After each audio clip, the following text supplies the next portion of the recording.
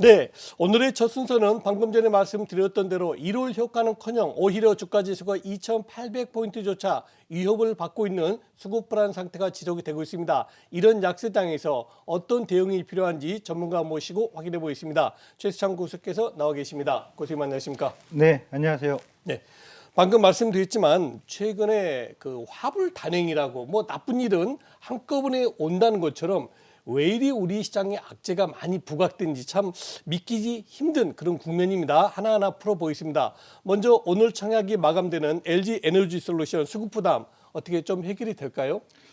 우선 이제 LG 에너지 솔루션에 대해서 많은 분들이 얘기 들었을 거예요. 근데 이제 제가 보는 관점에서는 이렇게 좀 봅니다.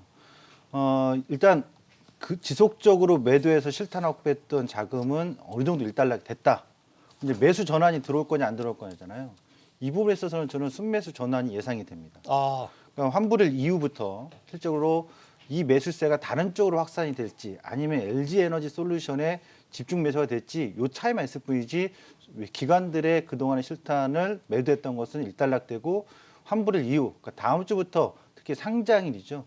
20일에 상장일 이후부터는 외국인들의 순매수세가 저는 기대가 된다 이렇게 좀 말씀드리겠는데 네. 관건은 우리나라가 이제 시가총액 산출 방식이 지수 산출 방식이 시가총액 방식이거든요. 그렇죠.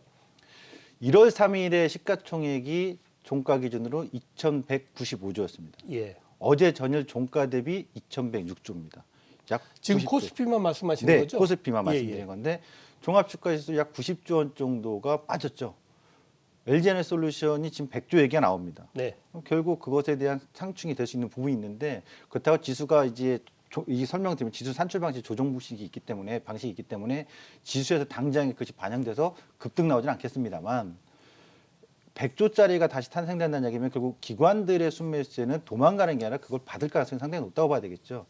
여기서 LG 에너지 솔루션이 상장된 이후에 주가의 변동성은 좀 있을 수 있습니다. 그러니까 LG 에너지 솔루션이 상장된 이후부터 지속적으로 치고 나간다면 그 다음 날부터 지수 산출 방식이 편입이 돼 버리니까 그에 따른 상승 효과가 있을 것이고 레벨업 단계가 있을 것이고 만일 상장된 이후부터 하락 변동이 있다면 기관들은 그걸 받을 가능성이 상당히 높거든요. 그런 점에서 LG 에너지 솔루션은 이제 악재가 아니라 부담 해소다 이렇게 말씀드릴 수 있겠습니다. 네. 자, 이런 가운데 최근에 미국의 국채 금리가 급등하고 나스닥이 급락하다 보니까 우리 시장의 성장주도 덩달아 급락을 면치 못하고 있거든요. 특히 뭐 카카오 그룹주를 필두로 게임주, 메타버스 지난 한 해 동안 너무 많이 올랐기 때문에 최근 들어서 좀 조정세가 좀 크게 나오고 있거든요. 오늘은 뭐 MSC의 블리자드 인수로 게임, 메타버스 일부 오르긴 합니다만 변동폭이 상당히 크거든요. 성장주 갖고 계신 분들은 어떤 전략을 짜야 될까요? 성장주가 작년에 올라갔던 종목들 대표적인 게 방금 얘기했던 카카오 IT 서비스 플랫폼 업체라든가 또는 2차 전지일 겁니다. 그러니까 작년에 올라갔던 섹터에서 먼저 구별해 보면 우량주의 우량 섹터 쪽에 있는 이 기업들은 현재 제가 보는 관점에서는 낙폭과대 인식을 할 만하다. 그리고 이 성장주들은 뭐 경기 부양 시점에만 상승한 건 아닙니다. 결국 성장에 대한 모멘텀이 강력하게 붙으면 또 상승의 모멘텀을 만들어갈 수 있습니다. 그러니까 최근에 2차 전지에 대해서는 전기차 시대가 빠르게 전환되는 거, 100만 대의 전기차 판매가 작년에 무려 660만 대로 급격하게 성장했다는 거죠. 그 점에 모멘텀을 좀 받았고요. 그다음에 IT 플랫폼 서비스 업체들 같은 경우는 비대면 사회, 코로나 사회가 오면서 가장 빠르게 또 성장했거든요. 대표적으로 이커머스 시장이 엄청나게 커졌으니까요. 또 하나는 카카오 같은 경우는 기존에 광고 시장이나 검색 광고 시장에서의 성장 못했던 부분을 SNS, 카톡 서비스 통해서 톡 비즈니스 사업에서 광고 사업도 성장했다는 점이죠. 그러니까 이런 부분은 성장이 정체되거나 감소하는 게 아니라 지속적으로 성장할 가능성이 있다는 거죠. 이유인즉 여러분들이 사용하고 있는 이 두 가지 섹터에서는 사용자 유저가 앞으로 이용을 안 할 것이냐, 지속적으로 이용할 것이냐인데 뭐 카카오라든가 또는 네이버라든가 또는 2차 전지 전기차 쪽은 앞으로 지속적인 성장과 사용자의 증가가 있을 것이기 때문에 존속 가치가 유효하다. 이렇게 본다면 가치적인 측면에서 지금은 낙폭과대에 저점 매수를 해볼 수 있는 시기가 다가온다. 이렇게 봐야 되는데요. 제가 자료 하나 준비했습니다. 네이버를 잠깐 보시죠. 네. 네이버가 상장된 이후에 이 모습을 보시면 지속 상승을 해왔습니다. 그러니까 1기 상승, 2기 상승, 3기 상승을 본다면 첫 번째 상승은 검색 시장 상승이거든요. 그 다음에 두 번째 상승에는 모바일 스마트폰이 확산되면서 성장했고요. 세 번째 시기의 상승은 그리고 비대면 시대에 이커머스 시장이 성장을 했었던 겁니다. 그렇다면 지금 시점에서 네이버는 향후에 또 다른 성장의 모멘텀은 이커머스의 더 확대와 또 하나 콘텐츠 시장의 확대라고 봐야 되겠죠. 그런 점에 있어서 성장을 유효하고 가치적인 측면에서는 보시면 하락기가 굉장히 길게 느껴졌겠습니다만 직전 상승폭의 절반 수준까지 되돌림 눌림이 나오면 그 시점이 낙폭과대 저점 매수의 기회가 주어졌다는 점. 그리고 하락기가 뭐 2년, 3년 수주 산업이 아니기 때문에 지속적으로 유저들 사용자들이 항상 사용하고 있는 어떤 필수 소비재 같은 콘텐츠이기 때문에 뭐 3년, 4년의 하락보다는 직전 상승폭에서의 한 1년에서 1년 반 정도의 하락 기간이 있다면 그 하프 눌림에서는 저점 매수를 나설 수 있다. 이렇게 좀 말씀드리겠습니다. 카카오도 같은 의견이실까요? 카카오도 비슷한 이게 이제 지난번에 제가 말씀드릴 때 악재가 지금 끊이지 않고 있잖아요. 이 부분에 있어서 이제 말씀드리면 카카오는 제가 봤을 때는 네이버보다 좀 덜하다는 거 지난번 한번 설명드렸어요. 이유인즉 영업이익률 때문에 말씀드렸거든요. 그래서 그 영업이익률이 좀 뒤처지고 있기 때문에 카카오는 네이버만큼의 어떤 가치적 측면을 더 부각시키기는 좀 어렵습니다만 둘 다 똑같은 IT 플랫폼 업체로서 밸런스는 비슷하게 움직일 것이다. 다시 말하면 저점의 터닝 포인트도 같은 시기에 나타날 가능성이 높고 상승폭 자체에서는 좀 차이가 있을 수 있다는 점 말씀드리겠고요. 그리고 이제 NFT라든가 메타버스 이쪽은 사실상 가치적인 측면은 실질적으로 부각시키기가 어렵다. 그러니까 워낙 성장성에 대한 기대감만 갖고서 새로운 산업에 대한 성장을 갖고서 주가가 상승한 모멘텀이 있을 뿐이지 방금 전에 제가 했던 네이버라든 카카오 또는 2차 전지만큼의 가치적인 측면의 실효성이 좀 부족하기 때문에 지금은 기술적인 낙폭과대에서 기술적 반등에 대한 기대감이 있으나 그것을 가치적인 측면에서 적정 매수를 투자적인 관점으로 강력하게 좀 대응하기에는 좀 어렵다. 보수적으로 좀 관망이거나 기술적 반등을 기다려보자 이렇게 말씀드리겠습니다. 네. 그러면 지금 시점에서 성장주 또 다른 항상 성장주는 나타나거든요. 예. 저는 새로운 성장주를 주목하시기라고 봐서 손바뀜이 되는 신주도주 성장. 그건 저는 방산주 쪽이라고 말씀드립니다. 방산주. 예. 그리고 자율주행 쪽이 새로운 성장 모멘텀이 부각될 수 있는 기회의 어떤 모멘텀 섹터다 이렇게 좀 말씀드리고 싶습니다. 네. 사실 주식시장이라는 것은 아무래도 기업의 신뢰가 가장 큰 밑바탕이 돼야 되지 않겠습니까? 그런데 최근 안타깝게도 우리 시장에는 그렇지가 않은 것 같습니다.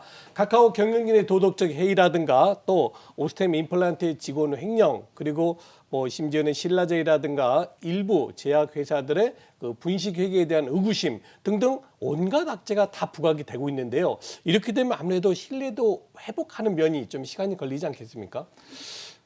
이 부분은 저는 전체 시장의 신뢰도의 문제는 아니라고 봐요. 네, 그래서 어떤 개별 기업의 개인 일탈의 행위로 보기 때문에 그렇죠.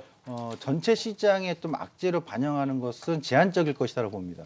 그렇죠. 다만 요거 좀 한 가지 짚고 넘어갈 것 중에 신라젠이나 또는 지금 오스템 임플란트나 또 카카오나 네. 이런 부분은 시장 전체에 큰 영향이라고 볼 수는 없어요. 그렇죠. 제가 봤을 때는 신라젠의 소액주주분들이 많기 때문에 뭐 걱정스러운 부분이 있습니다만 공교롭게도 그것은 우리가 어떤 기대를 갖고 투자했다가 실패를 인정하는 꼴이 된 거거든요. 실제 영업 현금 흐름이 거의 없는 기업이었기 때문에 네.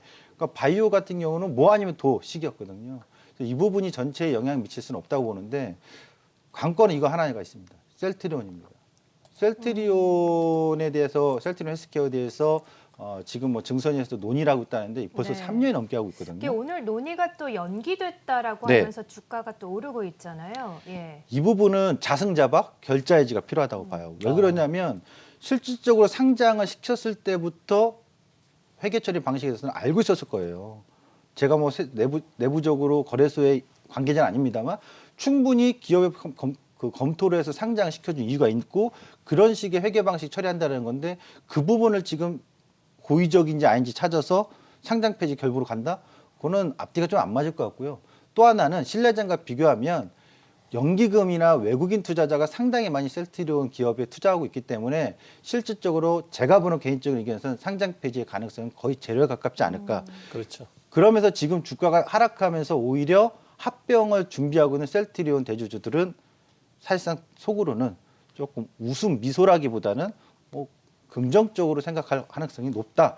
그래서 이런 악재가 신뢰도 부분이 나오는 게 시장이 흔들릴 때 나오다 보니까 전체적으로 투자자분들의 두려움과 심리를 막 조종이라고 해도 흔드는 과정으로 흔드는 어떤 재료로는 나올 수 있으나 본질적으로 국내 자산 시장의 위기다 더 번져가지고 확대된다 이것은 아니라고 봅니다. 네. 자, 자, 그리고 방금 전 또 뉴스가 나왔는데요. LG 에너지 솔루션 오늘 오후 4시까지 일반 청약이 이루어지는데 방금 전 또 증거금으로 100조 원이 몰렸다라는 소식이 좀 전해지고 있습니다. 역대 최고 금액이고 신기록을 세웠다고 하네요. 7개 증권사에서 청약을 오후 4시 오늘까지 좀 할 수가 있는데요. 100조 원의 증거금이 몰렸다는 사실 다시 한번 전해드리고요. 다음 주 목요일에 LG엔솔 상장을 한다는 점도 염두에 두셨으면 좋겠네요. 자, 그러면 이제 시장에 대한 전략을 함께 세워보겠습니다. 어느덧 코스피가 2,830대까지 내려왔어요. 사실 네. 2,800대는 PER이 이제 10배 굉장히 저평가되어 있는 구간이기 때문에 이 구간에서는 정말 외국인도 매수에 나설 수밖에 없다. 저평가 매력이 정말 크다. 이런 분석이 나오고 있는데 고수님 의견은 어떠세요? 네, 네. 제가 오늘 뭐 비장한 각오로 좀 나온 날이라고 볼 수 있겠는데, 제가 이 전략을 설명드릴 때 오늘 이 전략을 여러분들 꼭 기억해 주셨다가 이제 구정을 앞두고서 공개하는 거잖아요.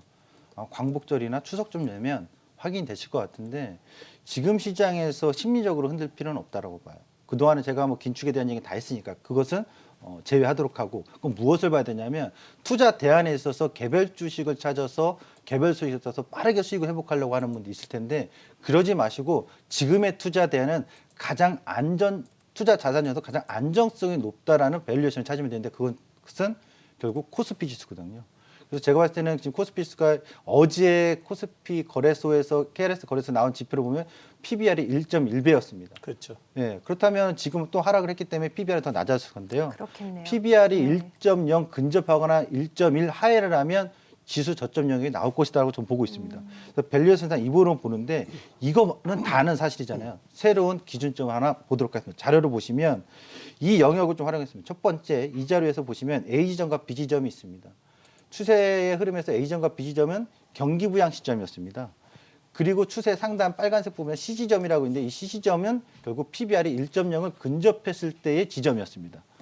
이번에 초록색 상단을 맞이하는 구간이 한 2,800에서 2,760포인트 정도 될 텐데 네. 그 지점이 온다면 PBR 1.0대를 근접하기 때문에 거기는 C 지점과 같은 반등이 강력히 나올 수 있는 예. 시그널이다. 이렇게 보시면 되고 또 하나의 자료를 보시면 제가 지수 저점이 오늘입니다, 아닙니다라고 지금 말씀드릴 수는 없습니다. 다만 지난번에 설명드릴 때 3,050포인트는 99% 회귀합니다라고 했거든요. 네. 이걸 보시죠. 우리나라 13대 대통령부터 19대 대통령까지 새 행정부의 저점이 형성된 시점에서 지수 상승폭입니다. 박근혜 대통령 때만 약 못 미쳤었거든요. 한 35% 정도밖에 상승 안 했고 역대 정부는 본인이 임기 내에 최저점에서 상승 최고점까지 100% 상승률 이상을 보여줬거든요. 따라서 이번 20대 정부가 들어오는 이 시점에서 올해 1분기 1, 2, 3월 달에 저점이 나오는 형성되는 구간에서부터 전 지수 상승이 최소한 50% 이상 100%까지 갈 수 있다고 봅니다. 네. 그런 점에서 지금 시점에서 2,822포인트, 작년 직전 저점 2,822포인트인데 그 시점에서부터 2,760포인트 때는 직전 저점 많이 깬다 하더라도 강력히 기회 매수가 될 것 같고요.